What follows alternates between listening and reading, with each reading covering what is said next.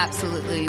We are very family-oriented in our firm. We believe in a work-life balance. We adjust accordingly. Many of our girls are newly married, and a couple of our girls are married with children.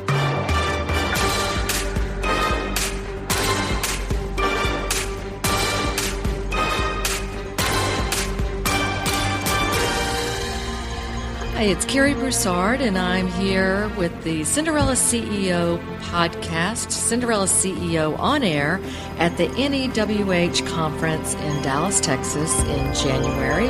And it's cold outside, but we have a warm podcast going on inside.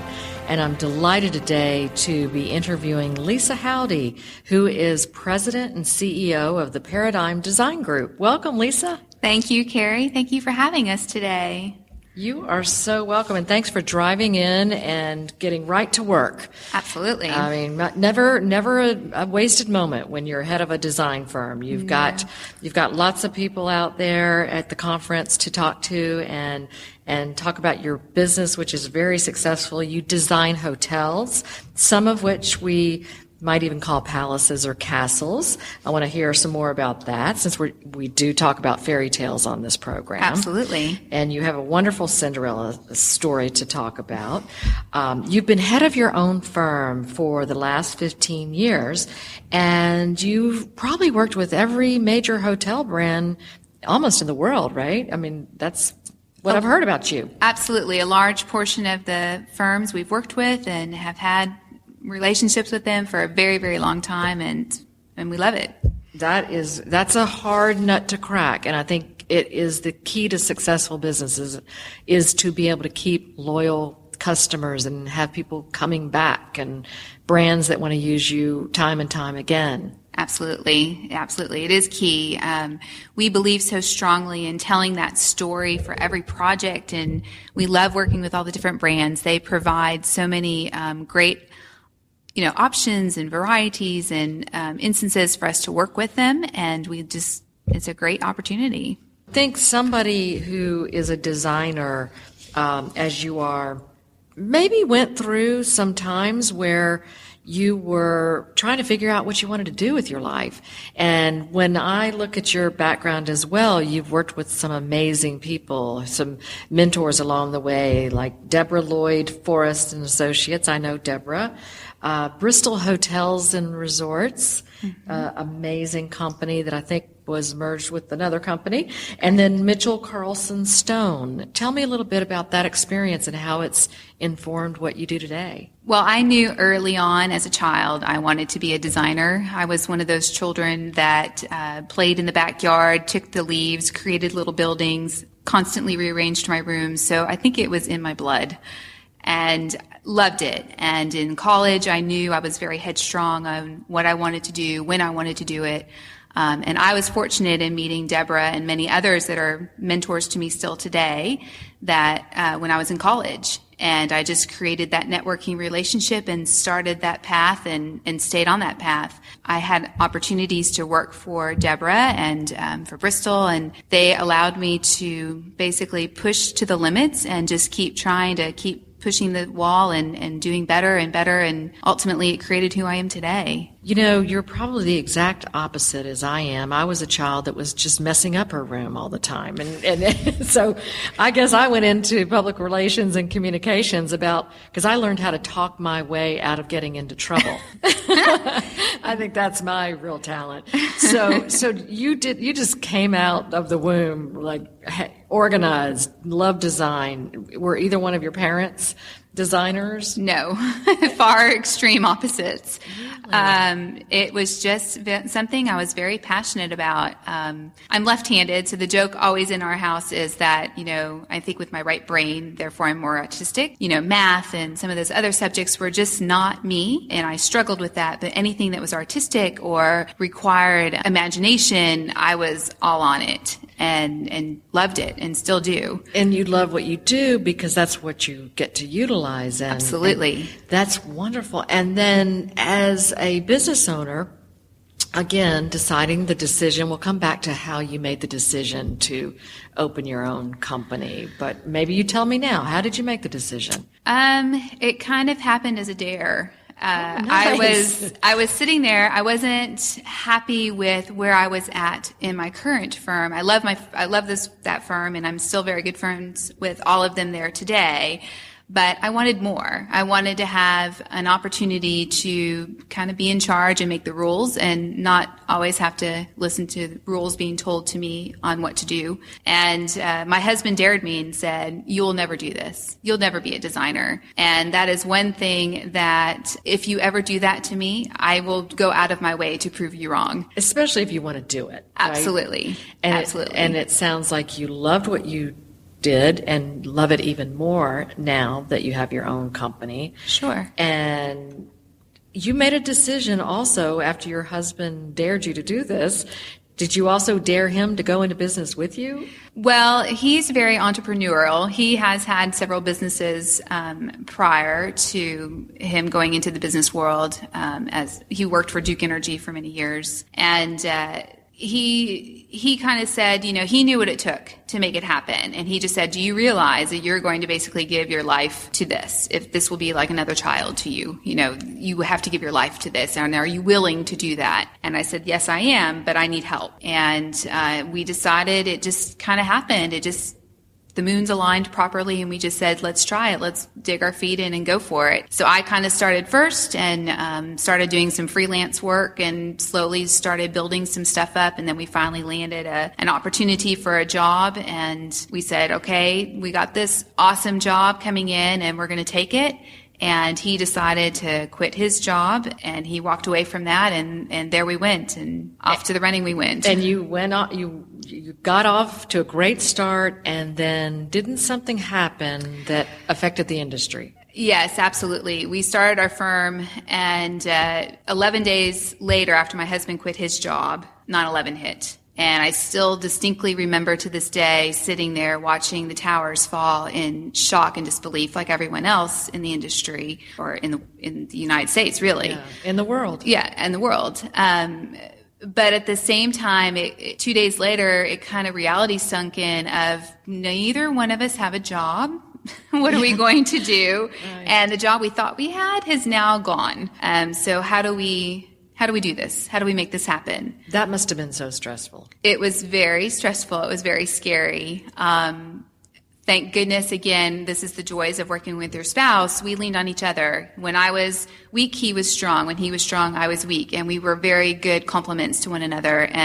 But it also became that moment of truth for me of, here's another dare. Someone's telling me I can't do something. I'm going to make it happen. And it took me, 6 months to find that first real client, but we did. And when we found them, we were so excited. We went and interviewed with them and, just showed them what we could do. And they said, "Great, we have 3 hotels for you to do." And we said, "Awesome, that is wonderful. We are so excited to do this." And they said, "We will get you started right away." I then waited another 2 months for them to get started. To me was eternity. Nowadays, I know that's norm. Yeah. But then that was definitely challenging because here we were, no income and wondering, how are we going to pay the bill tomorrow?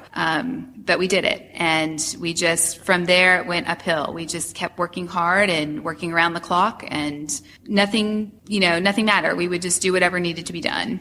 And here you are today. You've done hotels, and maybe more than hotels, all over the world. But specifically, you focus on hotels.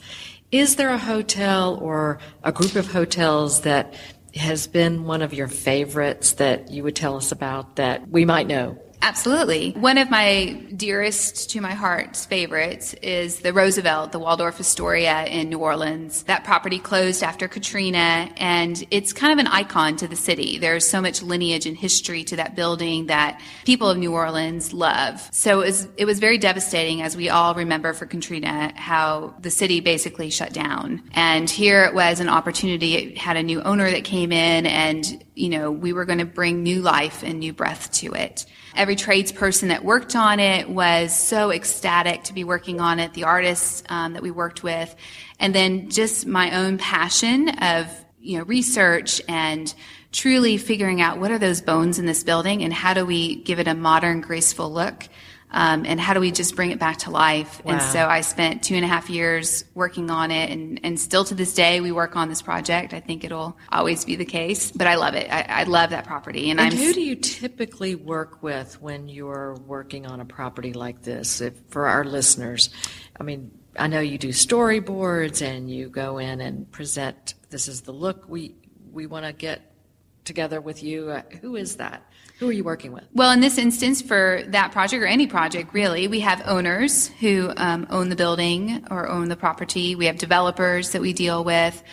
We have a brand sometimes that we deal with that are going to give their influence. Sometimes we do boutique properties that are non-branded. So it's really just the owners making their decision. But they're the ones that are kind of behind the scenes and giving us direction of what they like, what they don't like, what they want changed, et cetera. And we just kind of go from there. Are there any tips that you've picked up along the way that our listeners might either appreciate or identify with, even if they're not in the same business? That's a very personal, art is personal, right? Design is personal. It's not like you're bringing a spreadsheet to them. How do you convince somebody to go with a design that you love or that you think is absolutely what they need to do? Well, we build a story. We tell a story for every project, and there is a rhyme and reason to every decision that we're making for that specific job. So everything ties back to that initial storybook that we're presenting, and we sell them on that. We sell them on what is the story for this building, why is this important, and how do we present that to them. And usually they get so excited that they just want to keep going. We're so passionate about what we do. They see the excitement in us. Yeah. And so then they kind of get on that bandwagon of, we totally agree, this is fantastic. And I think too, when you're working with people who are maybe more of a business-minded thought process, they appreciate the fact that you have an artist that's giving you their impression. They're giving you a vision. They're selling you on this vision. And I think they see that and they jump on it and they see the potential and they get very excited. And your story itself, and you talk about being a storyteller. Is there a favorite fairy tale that you have that you think about when you are the premise for this show, for this podcast, and the book From Cinderella to CEO is that people, especially successful executives, never forget the fairy tales that motivate them and the lessons. Is there anything that comes to mind for you? Well, for me, it's Beauty and the Beast. I love that. Oh, that's perfect. I love that one. And for many levels, that story has so many different lessons to be learned, at least 3 or 4 in there. And what I love about it is, Belle was unique and that she loved to read and nobody else. They all thought she was strange. Like, why would this young girl want to be reading all the time? But it's kind of like just showing that you are yourself. You need to be yourself. You need to stand out. And sometimes you have to be a little different in that crowd. And that was a great opportunity or a lesson for me, just like I did. I chose the fact that, I was a little different in those firms. Not to say that I didn't fit in. I did. But I wanted to do something different. I wanted to stand out. And I think, too, just looking beyond the appearances, that there's so much more to see beyond that. And I think that's something we can all learn from, whether business or personal. And you have a little girl that maybe you read fairy tales to. How do you juggle your very, very busy life and business with having a daughter now? That's a great question. And can you give us some tips? It takes a village to raise it. I only have one child. I commend people that have more than one and also that are working moms. But being a working mom is tough. It's really tough. Being a mom in general is difficult. But it's a lot of juggling, and it does take a village to some extent. I'm very thankful for a husband. Again, the fact that we work together helps. We can kind of adjust our schedules accordingly. My parents, his parents help a lot. Because there's days sometimes when it's like, I need someone to go pick her up now. I can't get there, or I'm stuck in traffic, or I'm still stuck in an airport. But the key... When you'd probably like to be there, too. Right. And it's tough to not be there, but... Right. And it's hard because, I think also as a designer, in our mind, we think we're the Martha Stewart mom, and we're going to provide all these fabulous things, and we want to. it's driven in us where we want to do all of that, or at least for me it is. But reality is there's not enough hours in the day. Right. And so I'm learning with time as well that it's my quantity of time with her that's important and how we spend it versus, or the quality, I should say. Sure. I knew that's what you meant. In lieu of, necessarily always being there. And she's learning too that, sometimes Mommy is going to, sorry about that noise back there. That was my alarm on my phone to remind me to pick my child up from school. How appropriate. Absolutely. That was perfect timing. Yes, I live off of a schedule. It's important. Everything is scheduled in. But the key element is whatever is a very important function for her, whether it's ballet or a soccer game or something that she's in, I move heaven and earth to make sure that I'm there. That is a sacred time for me, and she knows that, and I think that that's important. And as a mom, I think you have to figure out how do you make that work. And how does that relate to your employees? How does that inform how you also allow flexibility for work schedules for your own employees? Absolutely. We are very family oriented in our firm. We believe in a work-life balance. We adjust accordingly. Many of our girls are newly married, and a couple of our girls are married with children. And so we just adjust as we need to. It's life, and we just make it work. And I would think, I don't know if you have men working for you besides your husband, but you would also do the same for men now. Absolutely. Who would also have that opportunity to get to be with children more than ever before. Absolutely. Is there anything in particular that you think of when you do? I know it's hard to have outside activities and give back, especially to organizations you've been a member of, including NEWH. Can you tell us a little bit about what you get from that particular organization for those listening who might not have ever heard of it, what it does, and how your company is involved? Sure. I've been a member of NEWH ever since I got out of college, so it's a very long time I've been a member. Great. Initially, I was on the local boards, and I went on national board for a while, and after my business grew a little bit more and I had a child, I kind of had to step away because I had to obviously give my attention to her more than I could there. But it's a great opportunity for professionals in our industry to really network. I met some amazing people just by being a member of NEWH and even being on the national board. You get to meet so many great people, and I was able to sit down with them one-on-one and pick their brains and just sometimes even ask for advice on things, and it was just a really great opportunity. They offer so much for mentorship. They offer, just almost like an extended family situation. And I think our industry is so close-knit that we need that. And we need to know that at any given point in time, I can pick up the phone and I can call somebody, whether it's a competitor, a vendor, or someone else in the industry, and just say, hey, I need some help with this, or can you provide some advice on this? I just need someone else to kind of give me some guidance, and they're there to help you. And so that's very important, and not burning bridges. Absolutely. Has that ever been in your path where you've either gone, goodness, I would never burn a bridge, but wow, that's a tough situation to be in. How do you get out of tough situations? Open communication. That is key. We believe in that. I also very strongly believe that, we always need to keep grace in our life and not show that emotion. As angry as we might be at that moment, to really try hard not to have that emotion come out. I won't say I'm perfect, but I strive really hard. And that's something even early on when I started my business, again, my husband who works with me has a very heavy business background, and he was a big mentor to me, and he always said to me, that's important. You must keep grace at all times, and ultimately that will win out. Great advice. Fantastic advice.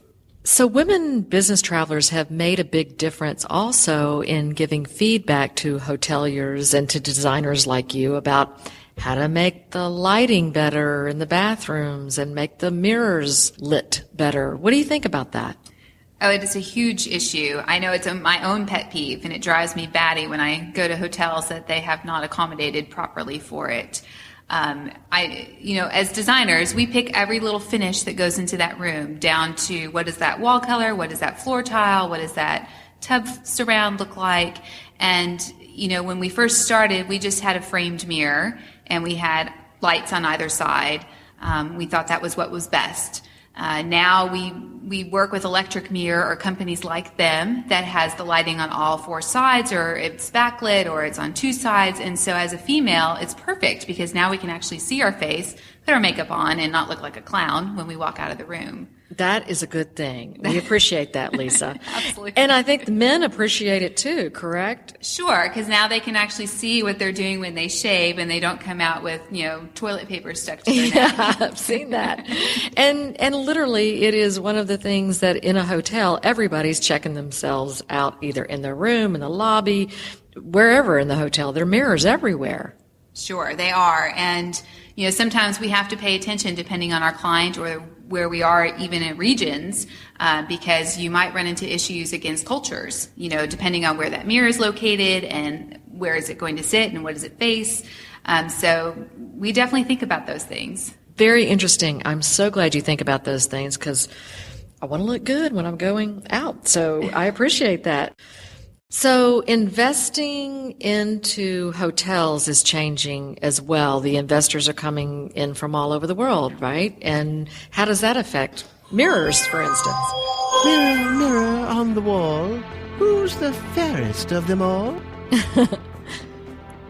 And that was our own Ken Bass doing the voice of the Wicked Witch. You'll be hearing from Ken in other broadcasts. He's the man of many voices. Thanks, Ken. It does affect us. The trend right now is we have people coming in from Asia and from the Middle East that are now putting their money and investments into properties here in the States, and that's going to affect the design world.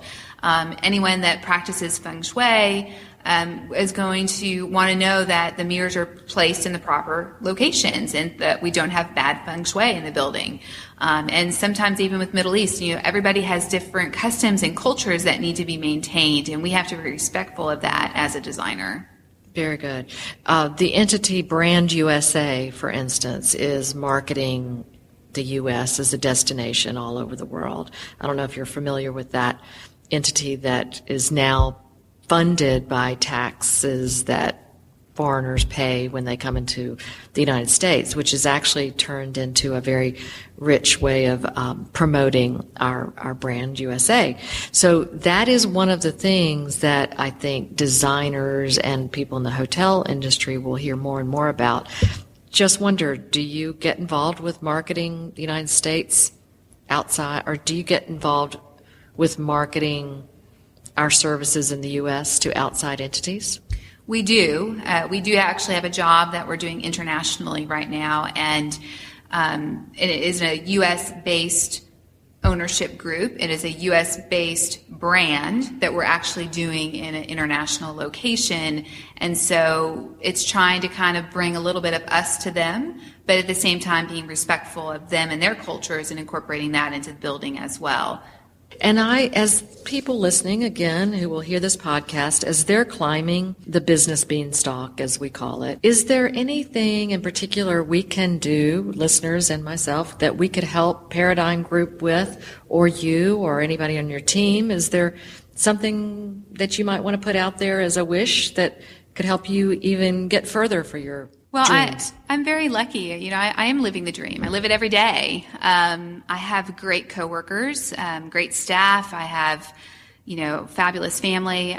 So I live it, and I'm doing what I love. The biggest thing is I just hope and pray that owners and developers continue to see potential in us and want to continue to hire us to do great jobs for them and help us keep growing and doing a good job. So we want people to stay in hotels. That would be helpful to you. Absolutely. To definitely Absolutely. book hotels, check into hotels and resorts. Keep building them, keep renovating them. That will keep me busy. And that is happening all the time. If Absolutely. a new build isn't happening, renovations, historic hotels, newer hotels, older hotels. Sure. So it's ongoing. That's great. Well, that's a wonderful thing to know that you have designs out there that we can touch and feel. And now we get to talk with you, Lisa Haude, who is president of the design group and literally one of the nicest people I've met in the design industry here in the hotel world that I am also a part of. And I'm looking forward to getting to know you better and also maybe meeting your husband and your partner one day. So Great. Thank you very much, Lisa. Well, thank you, Cary. Thank you again. To be a CEO performer at any level in today's modern work world, tune into all the podcast episodes of Cinderella CEO on air. Cinderella success stories, CEO interviews, mentoring techniques, and more.